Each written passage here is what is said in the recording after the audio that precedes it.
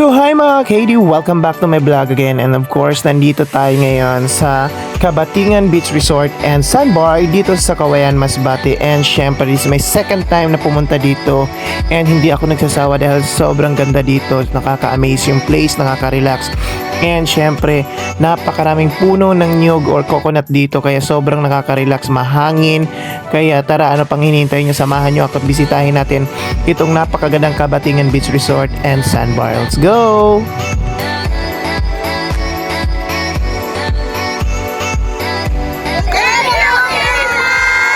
Oh, kaway! Kaway! Na. So yun nga mga KD, bago tayo makarating sa Kabatingan Beach Resort and Sandbar ay dadaan muna tayo dito or sasakay muna tayo sa kanilang tatawag na bangka-bangka. And syempre transport tayo doon sa kabila ng makatawid. Ang bayad dito ay 5 pesos only. Pwede mong isakay yung motor, yung mga sakyan nyo dito. And syempre dito pa lang makikita nyo napakalinaw ng tubig at napakaganda, kaya talagang nakaka-enjoy din talaga dito sa Kabatingan Beach Resort and Sandbar. Hi guys!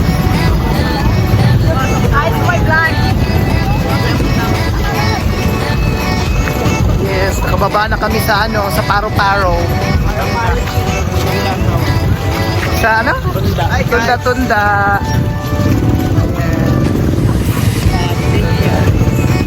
Saan to sa Pilipinas? Pinala na.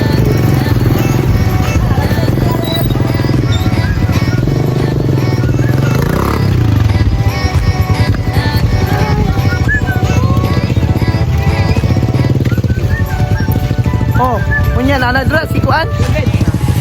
Dalawa.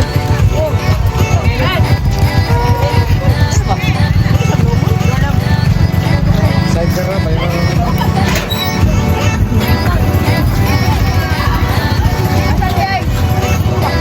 Sidecar na po din sa kanyang sidecar. Ayan.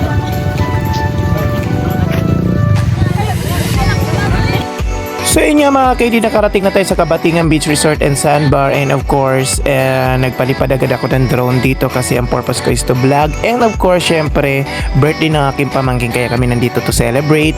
And syempre mga KD, ang kanilang entrance fee dito ay 20 pesos only. And ang kanilang cottage ay 300 pesos. Kaya sobrang sulit na. Meron din sila ditong video okay machine na pwede kang kumanta. Hulug-hulugan mo lang sila ng siya ng 5 pesos. And meron din sila ditong mga kumagamit dito, like pwede kang maglaro ng volleyball. And kompleto din, meron din silang CR, pwede kang maligo after mo maligo ng dagat, magwash. And meron din silang bihisan dito. And of course, syempre meron din silang tinatawag na wifi machine na parang pwede kang maglagay or